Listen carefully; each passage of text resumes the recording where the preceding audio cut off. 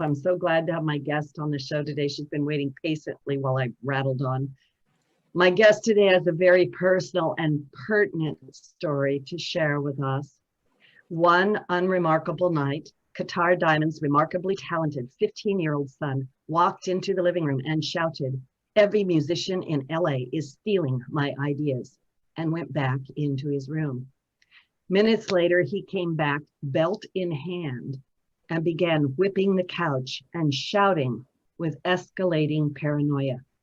Little did his mother realize their journey into hell had begun.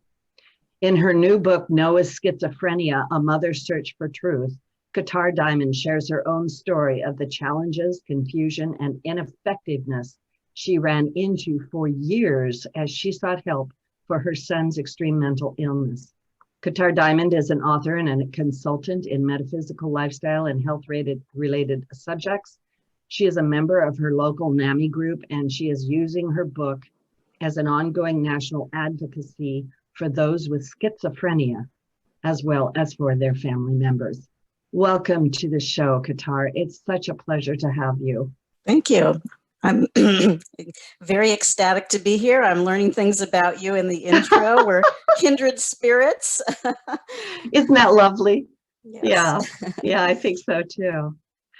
So when your son showed such extreme behavior, because that is just like so startling, I don't even know what I would do. You really had no idea about mental illness, schizophrenia, or really what was wrong with him. Is that correct? Yes. In fact, as I narrated in the memoir, my first reaction was to try to be rational with him. All of a sudden, he presented me with this irrational paranoia, as well as some delusions of grandeur. And I thought, well, surely if you're rational with a person and explain things to them, they're going to, quote, come to their senses. And I have since learned that when somebody's in a psychotic process, if you try to point out to them that they're not thinking clearly or that they are delusional, you're going to create a wall. You're going to create more distance and more suspicion. Actually, within the mental health community, we have one book in particular that we really like to read and recommend. It's Dr. Xavier Amador's book called "I'm Not Sick, I Don't Need Help." And it's for the parents and the family members and the caretakers to read, not the person with mental illness.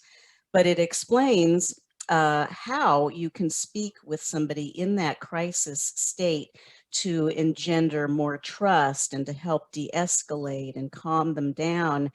And it doesn't mean that you start agreeing with somebody's delusions, but there are ways to learn how to talk, and probably any good therapist knows that as well. So that's one of the things that unfortunately or fortunately that a lot of parents like myself have had to go through, is that we have to relearn how to talk and communicate with our loved one. Yeah, there's so much in what you just said there, because you're touching on, first of all, it's the unknown. You don't really know what's going on. And right. It's kind of my understanding from the book and also from other people I've talked to that, this can be misdiagnosed as, and maybe it's drugs, maybe it's being a teenager, maybe it's, I don't know, bad food, something like that. So how long did it take to get the diagnosis of schizophrenia? Well, it's interesting because we got that diagnosis fairly quickly. Within a couple months, he saw briefly one psychiatrist who said it was schizophrenia, but then a month later he said, no, it's just social anxiety. And he said to our son, it's okay if you go off your medication. And that was the beginning of a whole, journey of getting a lot of bad advice, a lot of problems, a lot of setbacks from mental health professionals. So we went into this one gray area about 6 months where the treating therapist he just refused to give a diagnosis. And I don't think it was his area of expertise. So he was, lacking there. And then there were 4 rapid hospitalizations in one summer where it bounced back and forth between bipolar disorder with psychotic features to schizoaffective disorder, which, by the way, means schizophrenia with a mood disorder on top of it. And so we went back and forth, and then it really took another couple of years before we had someone who specialized in adolescent schizophrenia who was able to identify it as such. You say adolescent schizophrenia. How prevalent or common is adolescent schizophrenia? Well, there's a notion that schizophrenia emerges in the late teens or early 20s, and it might be in sync with, hormonal changes and puberty development. It might be in sync with the incredible amount of stress that, emotional young people put themselves through, or the Yeah. college years, etc. But my son became ill kind of in the younger teen range, and it does happen. And some people say it's, drug use stimulated. Some people think it's still just hormonal. This is a genetic predisposition. It's a brain disorder. And so the youngest I ever heard of was kind of a famous case that was being handled by UCLA, where there was a little girl, I think her name was January Jones, and she became psychotic very young. They were treating her when she was 6 years old. Her father ended up writing a book, a memoir as well, just I think in the last decade. But that was considered really, really off the chart for such a young child to be clearly schizophrenic. So usually we say the late teens, early 20s.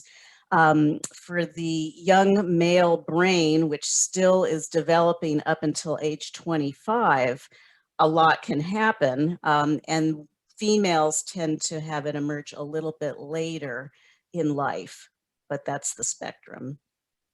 So schizophrenia then, how would you diagnose it? Because, a lot of people have, I was going to say maybe a negative thing. Like the minute you say schizophrenia, I kind of think a lot of people stop listening. Mhm. They're like, oh, crazy or something. So what is schizophrenia? Well, it's actually a cluster of different symptoms, and that is one reason why it's so hard to diagnose. And there is a range, though, where somebody and they have to exhibit those symptoms for a period of time. Like some of the symptoms they need to be exhibiting ongoing for a month or 6 months, but it is, it involves hearing voices. Well, actually, the hallucinations can be auditory or visual, olfactory, or all of them. Like my son does hear and see and smell things that aren't there. Being out of touch with reality is, one way that it has been described. And so there are positive symptoms and negative symptoms. The positive symptoms are in that category of delusions and psychosis. The negative symptoms can be just as troubling and just as debilitating, where people, they lose a lot of their social skills. They stop performing what we call ADLs, activities of daily living, where people just, they forget to shower or change their clothes. Personal hygiene goes out the window. They don't appear to have empathy for anybody, and they're kind of lost in their own world. Lack of concentration. In fact, my son initially was telling a number of doctors that he was meeting with that all he had was ADD. That's all that happened to him. And he was never a child that had ADD. In fact, he had better than average powers of concentration. But this was the way he was experiencing the fact that he couldn't remember anything. His short-term memory was just blasted away. And so there's a variety of symptoms. But going back many, many decades ago, people thought schizophrenia was the same thing as having multiple personality disorder, which is also very jarring and scary to witness. That's true. But schizophrenia itself, it has that component that is kind of scary to the average person. If they don't have a reference point of the person that they used to know and love and know what their baseline is, and they just encounter somebody on the sidewalk who's talking to themselves or growling at other people, yeah, it can appear very scary, and the person is lost in their own internal world. I had an experience once shortly after my son became ill, where I had a nightmare one night. And when I woke up, I was still kind of experiencing it, but part of my mind was saying, no, no, that didn't really happen, but did it? And part of my mind said to me, sit up in bed and you will wake up. I sat up and I was still having the same incredible fear of what was going on in my nightmare. So then a part of my mind said, stand up and you will wake up. So I stood up. I was still completely freaked out. My mind said, go to the kitchen, get a glass of water. So I did that. And after a few minutes, I sat down on the kitchen table and I started to cry because I realized that I had experienced this delusion for a few minutes where I did not know if what had happened in my nightmare was really true or not. And I sat back, and the reason I cried is I thought, oh my God, this is what my son might be experiencing when he is absolutely convinced that something has happened or is happening to him at that moment that isn't. So I kind of thought it was a blessing to have that experience, because otherwise, we're trying to be sympathetic, but we don't really know, what it's like to have those delusions or hear voices. So. Well, thank you for that illustration, because while you were talking, and I was thinking about this earlier, for us to try to understand, what's going on with your son, as well as other people with schizophrenia, that, for us, like you say, to experience something that may be what he's going through, I think that helps us. It helps us a lot. And you also said something in there that I want to point out, and that is that your son in his own right has brilliance or intelligence, right? And I think a lot of people forget that there are amazing people who have had schizophrenia or other mental illnesses who have contributed amazing things to the world. Right. In fact, one of my favorite examples to relay is that Albert Einstein's son, Edward, had schizophrenia. And before it emerged, he was a phenomenal musician. He also wanted to be an astrophysicist, but he ended up spending most of his adult life in what used to be called insane asylums. Yeah. And, we've gone throughout history where people with mental illness were demonized, where they were treated like garbage. Now we're in this weird state where we think we're being compassionate by letting people be as crazy as they want to be, as if it was a choice. So people aren't getting the mental health care they need because people don't want to return to the days when people had involuntary treatment, et cetera. And so we've interpreted it very different ways in society. And it sounds like you have an audience that's very receptive to spiritual matters. There were times where, the village schizophrenic might have been seen as a shaman or a healer. They're talking to God directly, so it swings both ways in terms of how we've looked at people with mental illness. And you reminded me also that I've been a part of some training seminars, and also their law enforcement, the ones that are going through crisis intervention training. They actually have they create this setup where you try to have a conversation with somebody sitting across from you, but in the background, somebody else is talking. And to give you that experience of how difficult it is to just communicate and stay focused if you have this background noise and distraction, especially if somebody's saying or whispering, you're a piece of garbage, you don't deserve to live, why don't you just kill yourself? And so it gives people, again, that experience of what it's like to have your subconscious mind fully active while you're awake. So it's something that we can all benefit by learning more about. I love your illustrations. They're easy to understand, and yeah, they're pulling me right into what is the world of the schizophrenic.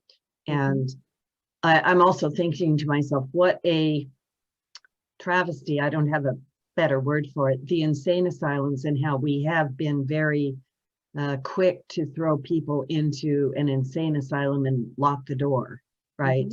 And Right. just let them live in a very terrible way, right? Before your son had this incident when he was 15, right? Had he demonstrated any sort of symptoms or anything that would have made you think there was something wrong or different about him? No, I mean, I was going to make a joke saying the only suspicious thing is that he was incredibly funny, and I thought he was going to grow up to be a comedian. But I mean, there's truth to that. I mean, a lot of professional comedians will tell you they struggle with the depression and blah blah blah, and it's a way of coping, obviously. But no, he was better than average. He excelled in school. He had tons of friends. He was very popular. Teachers loved him. Parents of his friends loved him. I loved him to the point where I was living vicariously through him to some extent. You know, really, I thought I was raising the next Eddie Van Halen, and so I was really blindsided when he did become ill. It came on pretty suddenly over a period of months. The summer he was 15, and we also, you know, I don't really have a close relationship with uncles, aunts, or any of my nephews or nieces. There may be mental illness in the extended family, but not in the Okay. immediate family. So that's different from other family situations where they know that the mother or the grandmother or the uncle had schizophrenia. And so if it emerges, they're not 100% in shock. You know, they know. But we were totally taken by surprise. So. Yeah, and I'm hearing in there too that there can be some genetic markers. It's a question. Yeah. Right. It affects Yeah. about 1% of the population across all racial and socioeconomic and ethnic groups. And some ethnic groups handle it better than others. There are some where it's incredibly taboo, and it takes a decade to get the family members to go get help and therapy because they have so much shame around it, which Yeah. is unfortunate, you know. Yeah, the shame. I think that goes for all mental illness, to include depression, right? And then, you know, during COVID and the 2020, I mean, a lot of mental health issues have jumped to the surface, and I think people are either reluctant to reach out, or they're having an episode and they can't reach out, right? You know how that is. So anyway, we're going to take a station break, and you can pick that up when we get back. This is Loretta Brown. My guest today, Kartar Diamond. Her book, Noah's Schizophrenia, A Mother's Search for Truth. And I just think this is such an important and powerful subject. I have a feeling that a lot of you deal with people with schizophrenia, and often you have no place to turn and know where to go. So first of all, I recommend you get the book and read it, everybody, because it's informative. And then don't go away, because when we get back, we're going to get more into Kartar's powerful story. We're going to take a station break. Okay, all clear, ladies. Take a breather. All right, great. We're still live on YouTube, but this is fantastic. Heart to heart. Wow, what a journey. Yeah. And So I've consulted with astrologers about it as well. I mean, yeah, I was thinking about that. Yeah. Leave no stone unturned, you know, like what's going on and when are we going to get some relief? Yeah, you know, I do a lot of work with people's destiny and their, you know, I'm a channel, right? You know, and it's like we so don't know sometimes what it is our soul said it was going to do, right? And you know, your journey is poignant, and it's painful, and it's heart-wrenching for a mother's heart, in anybody's heart. But you know, I'm very hopeful that where you're at is that advocacy work and really bringing about change. And we'll talk more about that when we're live on the air. But yeah, Yeah. what a journey. Yeah, I mean, he chose me, I chose him. It's a lot to learn. And, one thing I mentioned in the memoir was about how I started doing yoga and meditation when I was 14, and I was getting high and feeling wonderful. But the real spiritual lessons are when the S hits the fan, and how you handle it and how you perceive what's happening to you and your loved ones. So training, it was training. That is so true. I talk to people about that all the time, but it's absolutely true. Um, Everybody comes in there, they're like, Loretta, why is my life all upside down? I want to have this like beautiful little life. And I'm like, that you won't grow, right? So Right. yeah, there's that. Gonna come back in? Yes. All right. In honor of Van Halen earlier, so I'll play a little Van Halen coming up. Woohoo! All right.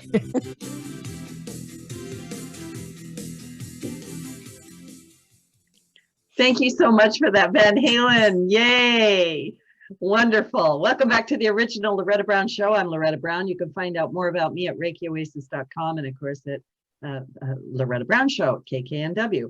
My guest today is Kartar Diamond. Her book, Noah's Schizophrenia, A Mother's Search for Truth. So it's about her son.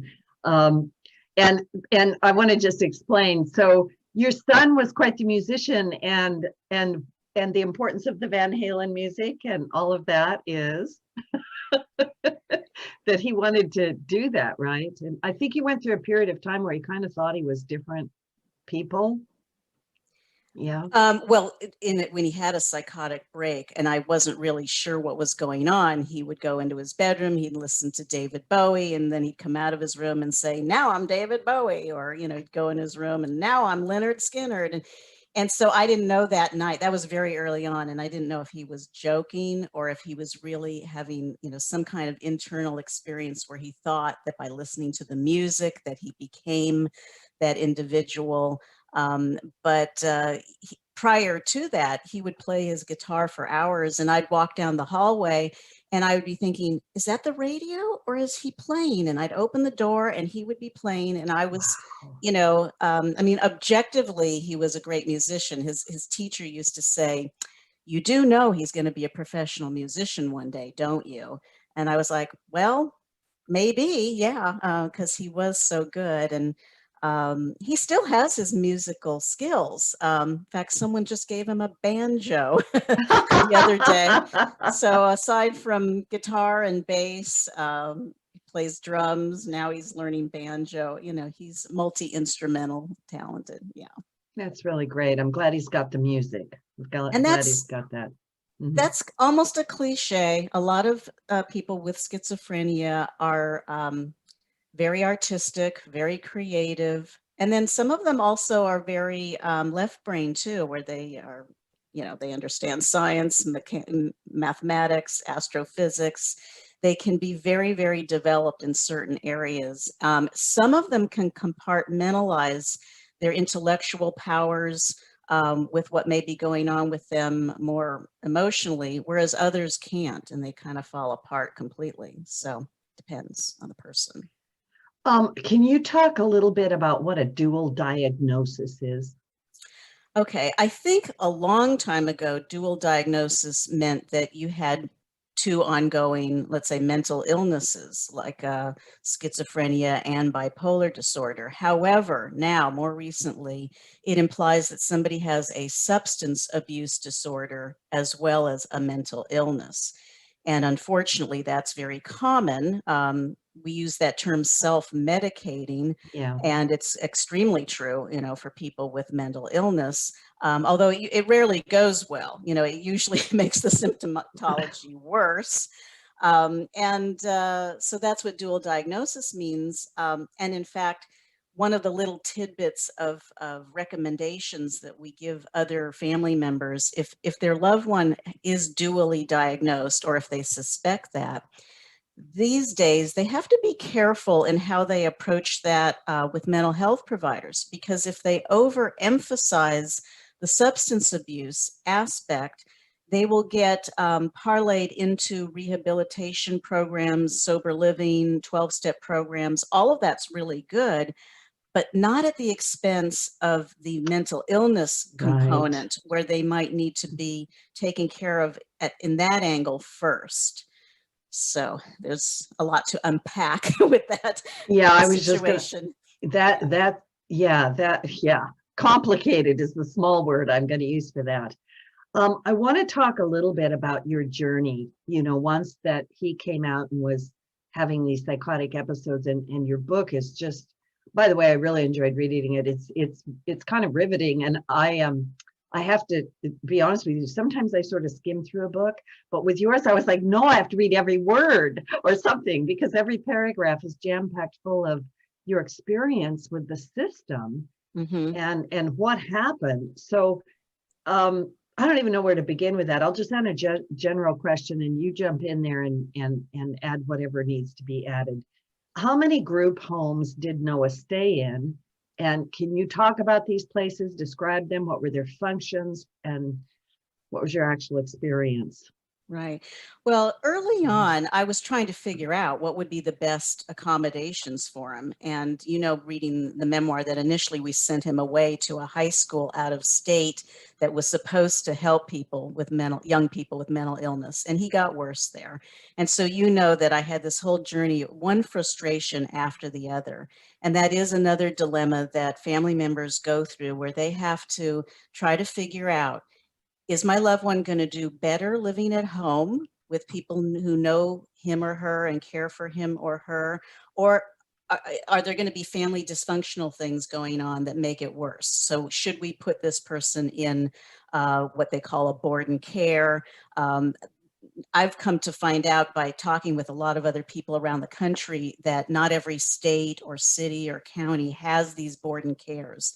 But in California, we do. And there's good and bad aspects to them, because there's certainly better places for people to live than on the street.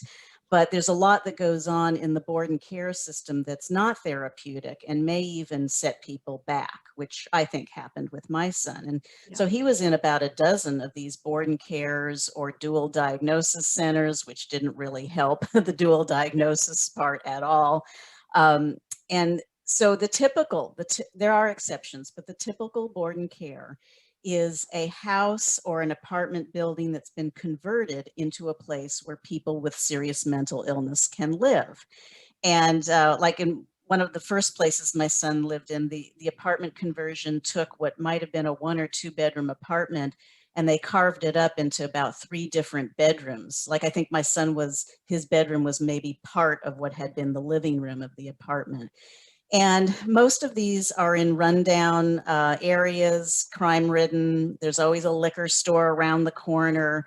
They're not in the more affluent, nice areas of town, because there's a lot of what we call NIMBYism, not in my backyard, and people who advocate to not allow for board and cares to be in their neighborhood.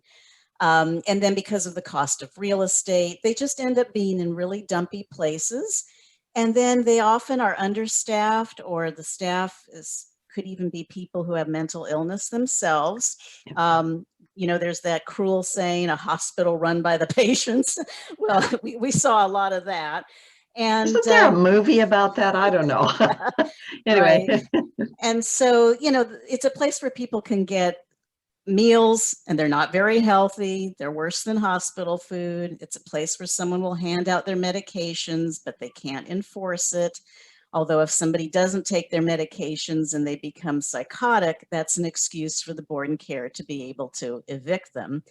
And so they're not therapeutic environments. They're warehousing people, and most of them will have a psychiatrist who will come once a month, or maybe once a week if it's a large facility, to try to see everybody for 5 minutes once a month. And usually they're getting feedback just from the person who has the thought disorder. So the person may not be relaying to their own psychiatrist exactly what they need. There's so many ways that a person can fall through the cracks and get inferior care, but that's the board and care system. And so my son went through quite a few of them. He was causing property damage. He was frustrated and punching holes in the wall, and he was smoking in places he's not supposed to be smoking. And And so, it got to the point where his reputation was preceding him. Oh, So just like any landlord, they're going to want to know, why were you evicted? Why do you need to move? Why do you want to move in here? So it got harder and harder to find places for him to live. Yeah, so that's just one avenue some people take. And that's what's available also to people who have Medi-Cal or Medicare public insurance. For private insurance, some people are able to go up a notch or two and be in programs that are nicer and more accommodating and more comprehensive. But that doesn't go on indefinitely. The insurance cuts people off usually before they're stable and before they really have the tools wow. to continue being stable. So the system is not so good, let's put it that way. No. It's hard to get hospitalized, because what a lot of people need to know is that Medicaid does not cover psychiatric hospitalizations. So it's called the IMD exclusion. And if you ever have the opportunity to vote to put that back in there so that psychiatric care is covered by Medicaid and Medi-Cal, it's an important feature, because the hospitals don't make any money. That's why they're turning people out after 24 hours or 72 hours. They're losing money by having somebody sit there trying to get stable on medication or treatment. And then after the hospitalization, the treatment plan, the discharge plan, is often very tenuous, where people don't get the follow-up care they need. And that's why we have recycling, relapse, and it does answer why we have so many homeless, mentally ill people. That's like the end of the road for them. And it never used to be that way. So that's our mental health care system. Well, I was going to say, you also point out in the book at one point that I believe your son had to wait in the emergency room 5 days to get admitted, because a lot of hospitals have shut down their psychiatric wards, or he was waiting for a bed or something like that. Right, at a very prominent hospital in Los Angeles. I shouldn't say the name. I don't want any liabilities coming at me, but he called me from the payphone, and it's like, where do they have you? Like, are you in a broom closet or something? I mean, they didn't even have a space for him. Oh my goodness. Yeah. You also share in the book a lot of bad therapists. Could I say that? Psychologists, whoever they were, but you got a lot of bad advice. Right. And it's, again, my sort of sarcastic sense of humor. It's what happened to my son and I, our dealings with the psychiatric world, is enough to make a person paranoid. I mean, at a certain point you say, is this just incompetence, or is this really sociopathy on the part of the mental health provider? Like, what is really going on here? Why are they in this profession if they're so cruel and so not empathetic? Right. Are they just burned out from their job, or, what's going on? So, yeah, I mean, having a great psychiatrist is gold. Everybody wants one, and they are out there. I had one psychiatrist read the memoir, and he said, everything that you are saying happened to you and your son is absolutely true. I can validate it. I've been through that, at facilities I've worked at, and the complaints I've heard from other parents. He says, but, you have this tinge there where you think that, the mental illness industrial complex was one term I threw out. He says, he wanted me to change that. He says, there's no conspiracy going on here, and which I knew, but he, he didn't want to lend his name of recommending the book and giving a testimonial, because he thought I was a little heavy-handed. And I like that, the mental health industrial complex. Yeah, exactly. Yeah. When you see how things just sort of roll along on a conveyor belt without people getting help, and also just the money aspect. I mean, we can prove that it costs less to take care of a mentally ill person than to put them in jail. It costs about half the amount to put them in jail. And yet, why is this happening? If you don't care about the person for the love of humanity, at least from a financial standpoint, you would think that all these legislators and board of supervisors would take note that, wow, if we just take care of people from the beginning, it's going to cost less. Yeah. Common sense, you know? Yeah. There's a lot in what you're saying. I wanna ask you a question, which I know a lot of people are. It kind of goes back to your comment earlier about, is it better to have them live at home? Is it better to find them a place to go to, even if this place is not so good? And it's also my understanding that, Noah would often, get himself evicted, and then he walks out, and then he goes and does this, and he goes and does that.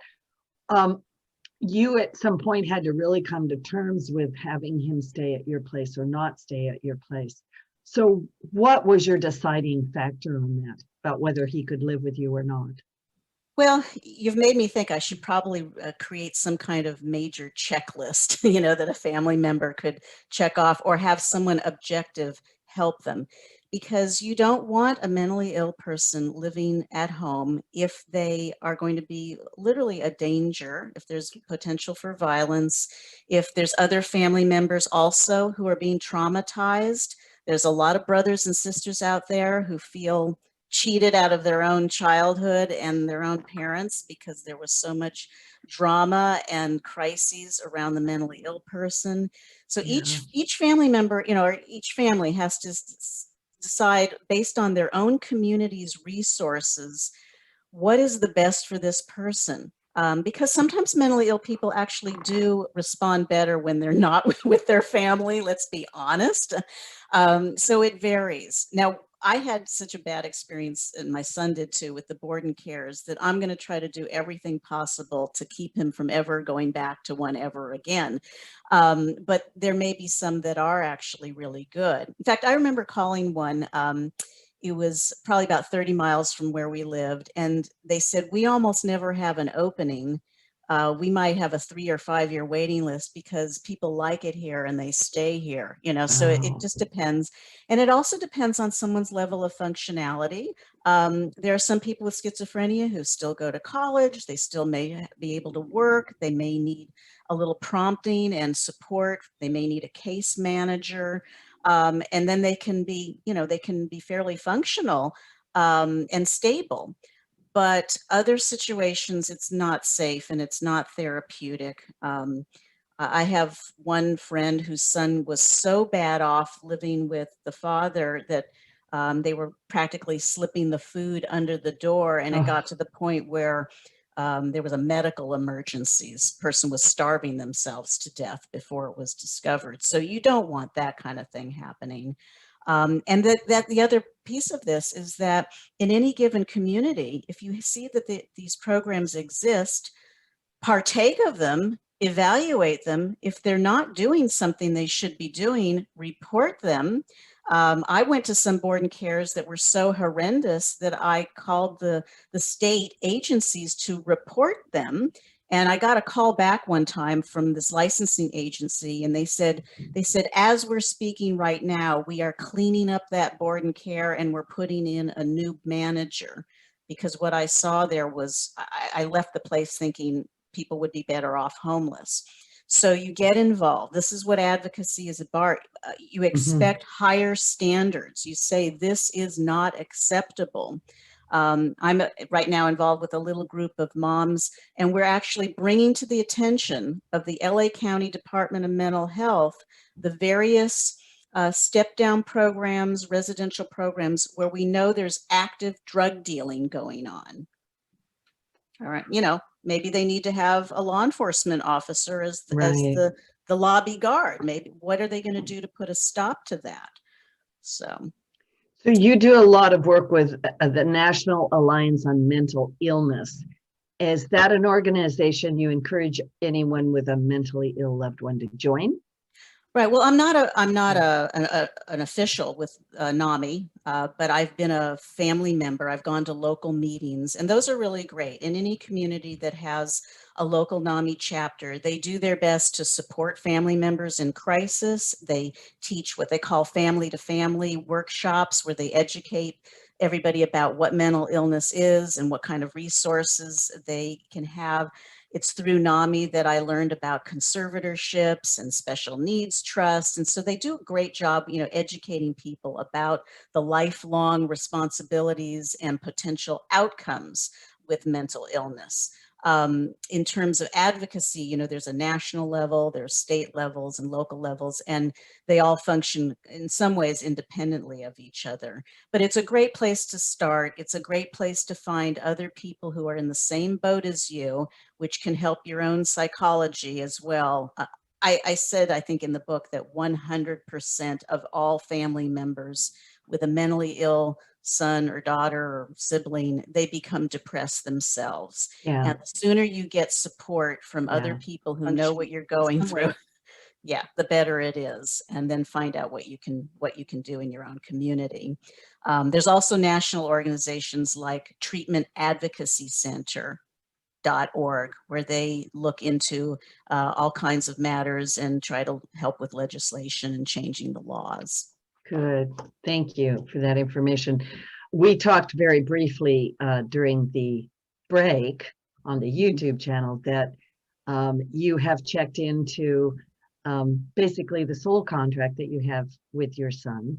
Mm-hmm. And I'm thinking the whole time you're talking how this has changed your life, and especially how you were repeatedly being interrupted in the flow of your life to attend to this, and I don't know, from my heart to yours, I'm like, wow,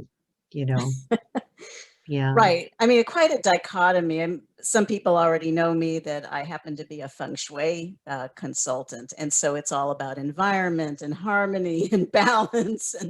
And yet I have this son who lives in a pigsty, and, I've diagnosed the places that he's lived as being places where people with psychological problems can live. And there's that question, which comes first, the chicken or the egg, and so it's helped me prioritize, as would any profound experience. I personally don't think cancer is a gift, but you hear some people say that, and people have other tragedies in their lives where they say, it puts things in perspective. In my mid-30s, I had a boyfriend briefly who was rather immature, and he spent enormous amounts of time, like planning his birthday parties and stuff like that. And at the time, my son wasn't ill, but I was just a parent. And I thought, oh my God, he doesn't even know that once you become a parent, you don't really care about your own birthday anymore. It's all about the child. So yeah, when you have a tragedy, when you have a challenging situation, for some people, they really call upon their faith, whatever it is. They have to really try to figure it out in their own mind. Why is this happening? What is to be learned here? And I have sympathy for people who don't, the existentialist who doesn't necessarily think this is part of any divine plan, everybody has to find ways of coping. And in the memoir, I, list a number of different ways. I've been active. I just keep busy. Yeah. And, and even in our darkest hours, I felt if my son never gets better, and I mean, I know moms who their sons have committed suicide, even if it doesn't get better for us, we can't let this life be in vain. We have to make sure somebody else finds the information they need to avert the worst case scenario. So I feel inspired by that as well. So where is Noah now? How is he doing? He's doing much better, although to the extent that he doesn't have much insight into his illness, he doesn't totally know or appreciate that he is doing that much better. I just know in the conversations that we have and the things that he's interested in now that he's doing better. Because there was a time when he was just staring at the walls a lot, literally. So he's in a private facility, which is a great recovery model for the rest of our nation, really.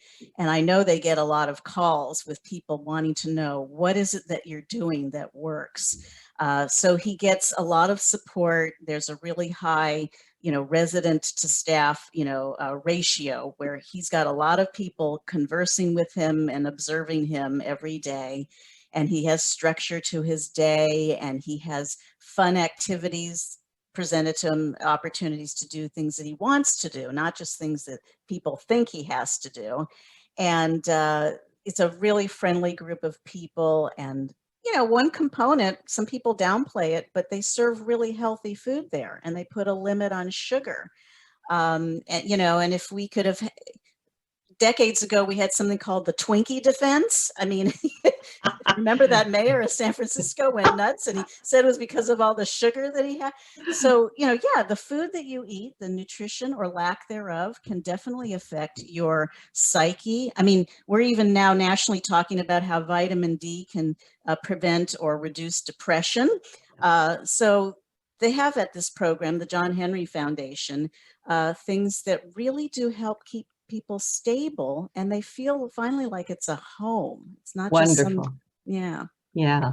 So this is Loretta Brown, my guest today, Kartar Diamond, Noah's Schizophrenia, a mother's search for truth. It's been so great to have you on the show. You've got 10 seconds. Where can people find you? Well, I have a website dedicated to the book called noahsschizophrenia.com. There's a way to email me, of course. I also have some social media accounts set up, Facebook, Twitter. I'm about to go on Parler, Gab, etc., where I'm going to be blogging regularly about mental health, advocacy, and also sharing other people's important blogs and excerpts from other mental health resources for people. Wonderful. Thank you so much. And everybody out there, if you've got mental health problems, please reach out for help. Don't isolate, and don't take yourself off your own medications. Anyway, blessings to everybody. Stay safe and stay well, and get ready for the next 5 to 6 weeks of change. And I love you all so much. Thank you, Kartar. Thank you. Bye-bye. Thanks, Bye. Benny.